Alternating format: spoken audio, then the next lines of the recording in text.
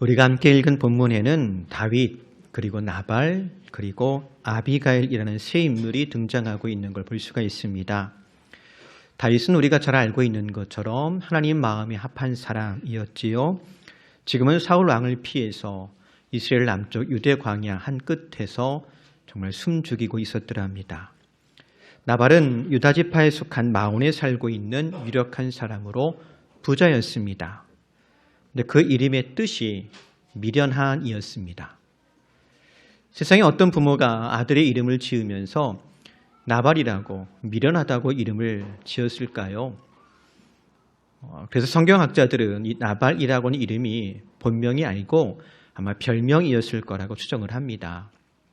하지만 이 나발이라는 이름만으로도 그 사람의 사람됨 혹은 인격, 그 어리석음을 충분히 짐작해 볼 수 있을 것 같습니다. 그리고 또 한 사람, 나발의 아내였던 아비가일입니다. 25장 마지막에 가보면 이 아비가일은 다윗의 아내가 되었다라고 소개하고 있는 걸 볼 수가 있습니다. 근데 우리가 이 사무엘상 25장의 말씀을 1절부터 끝까지 읽어보면 이 나발과 아비가일은 그렇다 치더라손 우리가 알고 있던 다윗의 모습과는 전혀 다른 낯선 다윗의 모습을 만나게 됩니다. 어떤 다윗이냐? 모욕감에 분노해서 자기 민족 유다 사람을 죽이겠다고 칼을 차고 나서는 다윗입니다. 사무엘상 25장 13절을 볼까요? 다윗이 자기 사람들에게 이르되 너희는 각기 칼을 차라 하니 각기 칼을 차매 다윗도 자기 칼을 차고 400명가량을 데리고 올라가고 200명은 소임을 곁에 있게 하니라. 외적을 막겠다고 다윗이 군사를 짓고 움직이는 것이 아니고요. 지금 나발과 그의 식구들을 죽이겠다고 나서는 겁니다. 또 사무엘상 25장 22절을 보면 내가 그에게 속한 모든 남자 가운데 한 사람이라도 아침까지 남겨두면 하나님은 다윗에게 벌을 내리시고 또 내리시기를 원하노라 하였더라. 분노한 다윗이 내뱉은 말입니다.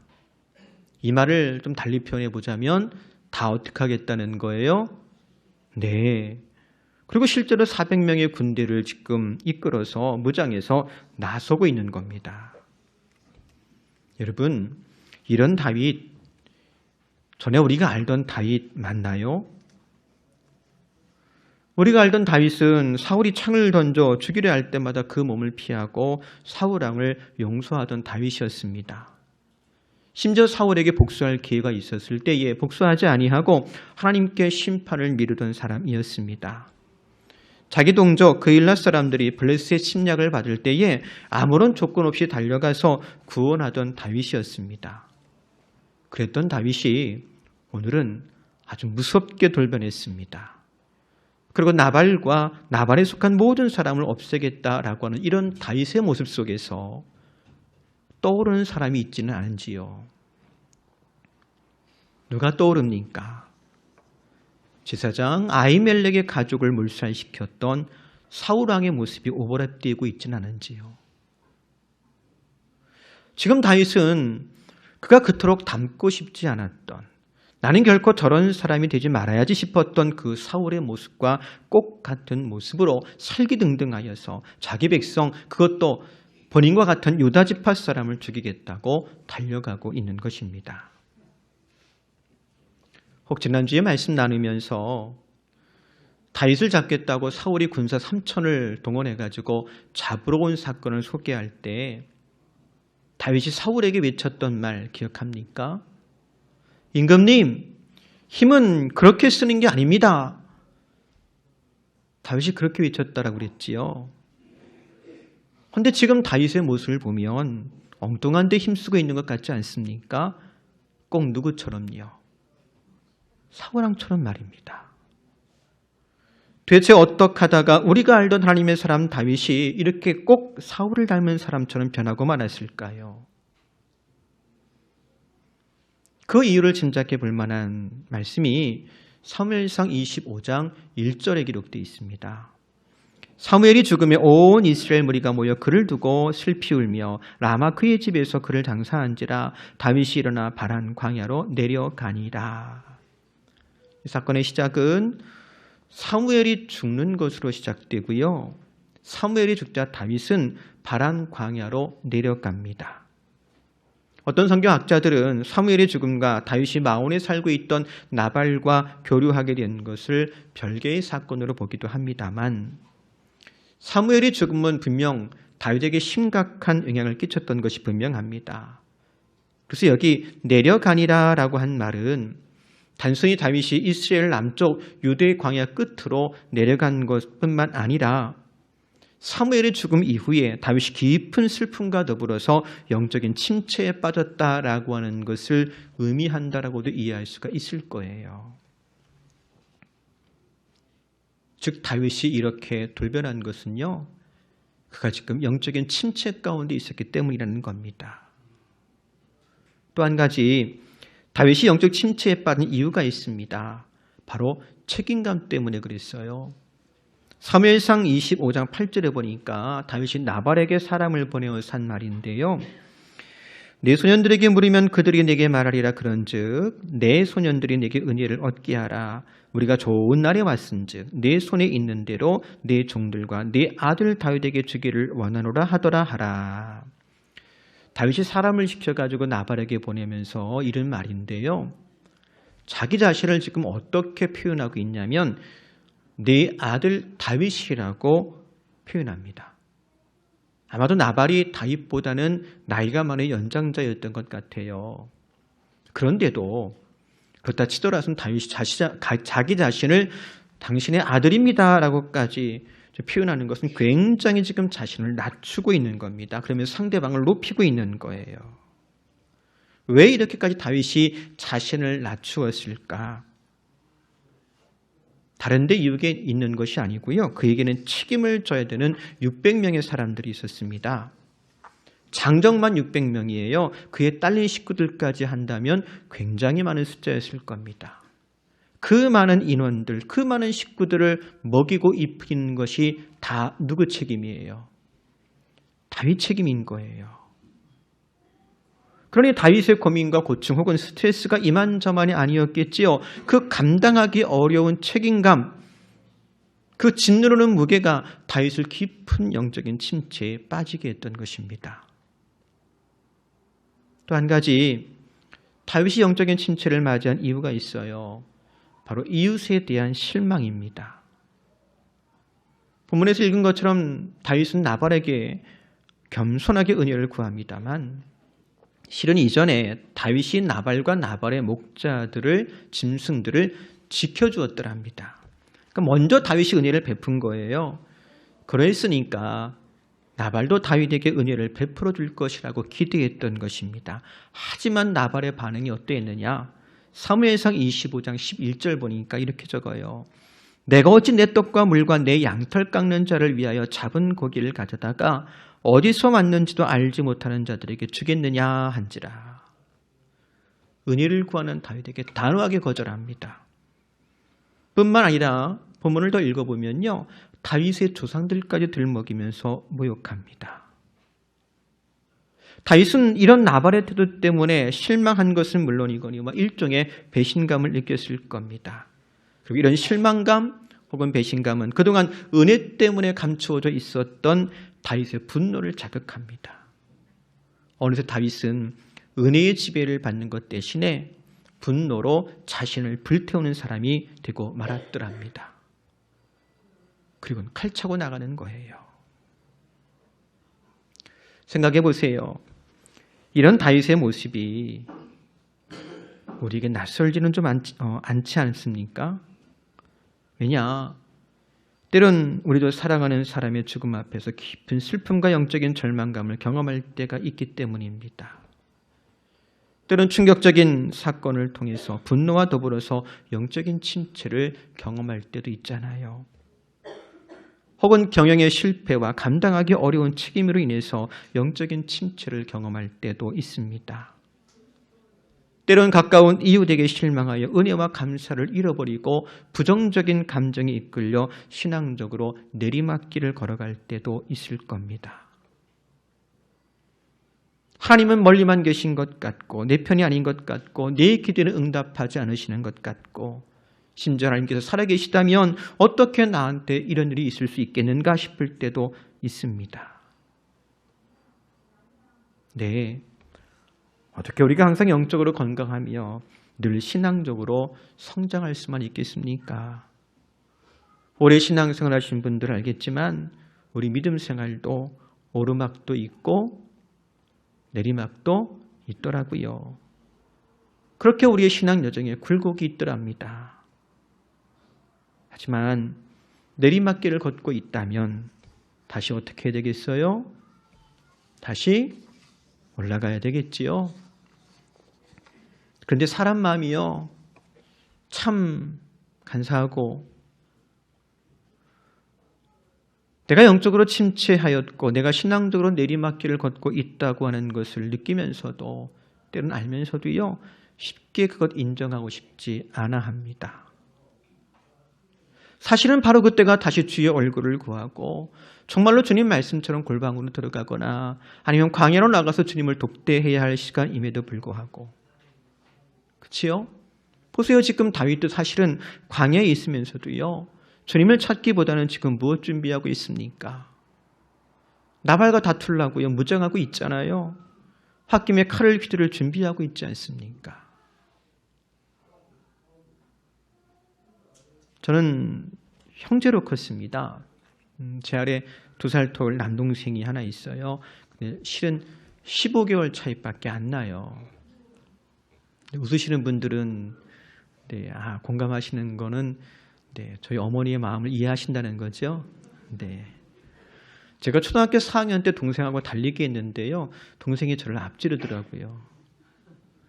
지금도 저보다 덩치가 크고 흰머리도 많고 남들이 보면 동생이 형인 줄 알아요. 근데 형제가 크다 보니까 참 많이 다퉜습니다. 근데 힘으로 하면 동생한테 안 돼요. 얼마나 분합니까? 그럼 쪼르르 엄마한테 달려가가지고 엄마한테 일러요. 동생이 말 안 듣는다고. 그럼 동생은 또 집니까? 동생도 와가지고 엄마한테 할 말이 있어요. 네가 어른이 내가 어른이 그렇게 다투면 늘 엄마가 하던 말씀이 있으세요. 뭐라고 하셨냐면 똑같은 녀석들이. 생각해 보세요. 다윗이 지금 나발을 심판하겠다고 징계하겠다고 나발하고 싸우려고 나섭니다. 정말로 다윗이 나발하고 싸웠다면 다윗 어떤 사람 되는 거예요? 나발하고 똑같은 사람 되는 거예요. 근데 나발의 이름의 뜻이 뭐라고요? 네, 보세요. 분노 때문에 칼을 뽑아든 다윗의 모습 속에 어느새 폭군 사울의 모습이 보입니다. 모욕감에 칼을 들고 생명을 가볍게 여기는 다윗의 모습은 어김없이 나발 그 이상도 그 이하도 아닙니다. 그런데 그런 다윗의 앞길을 가로막은 여인이 있었습니다. 그게 누굽니까? 아비가일이었어요. 아비가일이 다윗 앞에 엎드려 말합니다. 26절입니다. 내 주 여호와께서 살아계심을 두고 맹세하노니 내 주도 살아계시거니와 내 주의 손으로 피를 흘려 친히 보복하시는 이를 여호와께서 막으셨으니 내 주의 원수들과 내 주를 해하려는 하는 자들은 나발과 같이 되기를 원하나이다. 좀 더 쉽게 표현해 보자면 1번, 주 하나님은 다윗으로 하여금 직접 보복하는 것을 막으셨습니다. 그 얘기죠. 맞아요. 그래서 다윗이 사울에게 보복하지 않았던 거예요. 그런데 지금도 보복하지 않는 것이 맞습니다. 2번, 주님께서 친히 심판하실 겁니다. 그런데도 만약 당신이 직접 보복한다면 그건 누구처럼 되는 거라고요? 나발처럼 되는 겁니다. 주님보다 앞서지 마십시오. 그 얘기하고 있는 거예요. 그리고 이 말을 들을 때에 이제까지 모욕감 때문에 그리고 분노 때문에 어두워졌던 다윗의 눈이 열렸더랍니다. 책임감 때문에 짓눌려 있었고 사람에게 실망했던 다윗이 깨어납니다. 내가 지금 무슨 짓 하고 있는 거지? 그리고 사무엘상 25장 32절에 이런 말을 해요. 다윗이 아비가일에게 이르되 오늘 너를 보내어 나를 영접하게 하신 이스라엘의 하나님 여호와를 찬송할지로다. 그냥 한 말이 아니에요. 다윗이 그제야 정신 차리고 한 말입니다. 그냥 정신 차린 정도가 아니라 이제까지 사무엘을 잃은 슬픔 때문에 매일매일 쫓기는 신세 때문에 600명이나 되는 사람들을 먹이고 입혀야 한다는 무거운 책임감 때문에 혹은 이웃에 실망한 것 때문에 그만 깊은 영적 침체에 빠져있던 다윗을 깨우는 하나님의 부드러운 손길, 아비가일을 통해 주시는 하나님의 은혜를 경험한 다윗의 고백인 거예요. 너를 보내시는 분은 주님이셨구나. 아비가일을 누가 보내셨더라고요? 주님께서 보내셨구나. 생각해보면 은혜입니다. 굉장히 뜻밖의 은혜예요. 왠지 아세요? 3부 때도 좀 물어봐야 되겠어요. 여자분들 대답해 보세요. 남자가 여자 말 들어요, 안 들어요? 3부 때 제일 반응이 좋으시는 거 보니까 남자가 여자 말 잘 안 들어요. 들어야 뭐 내비게이션 안내 멘트나 듣지. 근데 여러분, 이 사건이요, 지금부터 약 3,000년 전 사건입니다. 그 당시 여자에게는 인격이 없어요. 그래서 25장 마지막에 보면 사울 왕이 다윗의 아내 됐던 미갈, 자기 딸을 다른 사람한테 줘버려요. 여자는 그런 존재였습니다. 인격이 아니고 소유물이었고요. 그런 대상이었어요. 근데 어떤 아녀자가 400명의 군사 이끌고 가는 장군의 앞길을 가로막았대요. 그 장군이 그 아녀자의 말을 듣고 칼을 거두었대요. 상상이 되세요? 어디 감히 여자가 사내 대장부의 길을 막느냐고 단칼에 벤다 치더라선 이상하지 않을 상황이에요. 근데 하나님께서 그 연약한 여인을 보내어서 다윗을 타이르세요. 아주 부드럽게요. 마치 엘리야에게 세밀한 음성 가운데 말씀하신 것처럼 그렇게 다윗을 타이르세요. 생각해보면 하나님은 참 상상을 초월하는 방법으로 일하세요. 칼을 들고 격분한 그 다윗 앞에 하나님도 칼을 든 천사를 보내가지고 다윗의 뺨을 때리고 정신 차리라고 호통을 쳐도 이상하지 않을 것 같은데 여자를 보내가지고 타이르듯 그를 어루만지세요. 더 놀라운 것은 그 여인을 통해 주시는 말씀을 다시 들었다는 것입니다. 사무엘상 25장 35절 보면 이렇게 말합니다. 다윗이 그가 가져온 것을 그의 손에서 받고 그에게 이르되 내 집으로 평안히 올라가라. 내가 네 말을 들었다. 사람 말로 들었겠습니까? 주님 말씀으로 들었겠습니까? 주님 말씀으로 들은 거예요. 2번 내 청을 허락하노라. 우리말로는 청을 허락한다라고 번역했는데 영어 성경 보면 respected your person 그랬어요. 내 인격을 내가 존중한다. 그게 누군데요? 아비가일 여자잖아요. 본래 단어는요, 얼굴이란 뜻이에요. 내가 네 얼굴을 봐서, 그 뜻입니다. 다윗은요, 어느새 하나님의 사람 다윗으로 돌아와 있는 거예요. 보잘것없는 여인의 얼굴도 무시하지 않는 하나님 마음 가진 사람으로 돌아온 거예요. 그래서 말씀을 드립니다. 오늘 우리에게도 이 같은 은혜가 있기를 바랍니다. 우리에게 은혜의 말씀을 듣는 귀가 활짝 열리기를 축복합니다. 주님께서 보내신 사람이라면 외면치 않고 그의 체면을 세워주는 그런 사람 될 수 있기를 소망합니다. 그 가운데, 그 은혜 가운데 다시 하나님의 사람으로 일어서고 다시 영적으로 강건하며 믿음의 진보를 이뤄가는 저 여러분 될 수 있기를 소망합니다. 말씀을 정리합니다. 최영호 전사님 글에 보니까 이런 이야기가 있어요. 전사님께서 아침에 눈 뜨면 기도한대요. 주님, 오늘 또 저와 동행해 주십시오. 그리고 책상 와가지고 성경책 펴고 읽는데 마음에 이런 감동이 있더래요. 이제 그 기도 좀 그만해라. 네가 진짜 몰라서 그러는데 나는 너가 태어난 그 순간부터 너와 함께 있었단다. 내가 늘 너와 함께 하는데 너는 왜 맨날 나와 동행해 주세요라고 기도하니? 그래서 기도를 바꿨대요. 주님, 오늘도 저는 주님 손잡고 열심히 주님 따라가겠습니다. 그렇습니다. 신앙 여정 가운데 순간순간 우리를 시험하고 우리로 하여금 영적인 침체를 빠져들게 만들 만한 여러 가지 일들이 있지요. 그렇지만 변함없이 주님은 나와 함께 하시고 나를 붙잡아 주시는 줄로 믿습니다. 매일매일 주님 손잡고 따라가는 중에 지금도 잠잠히 내게 말씀하시는 주의 음성을 듣는 저와 여러분 되기를 바랍니다. 그리고 독수리 날개쳐 올라가듯 올라가는 저와 여러분 되기를 주의 이름으로 축복합니다. 기도하겠습니다. 사랑과 은혜가 많으신 하나님, 왜 그리 힘들고 어렵고 시험 들게 만드는 일들이 많은지요. 그렇지만 그 가운데도 주님은 변함없이 나를 사랑하시고 나와 함께 하심을 믿습니다. 내가 주님 손잡고 따라가기를 원합니다. 믿음으로 주의 얼굴을 구할 때마다 한량없는 자비와 은혜를 베풀어 주옵소서. 예수님의 이름으로 기도합니다. 아멘.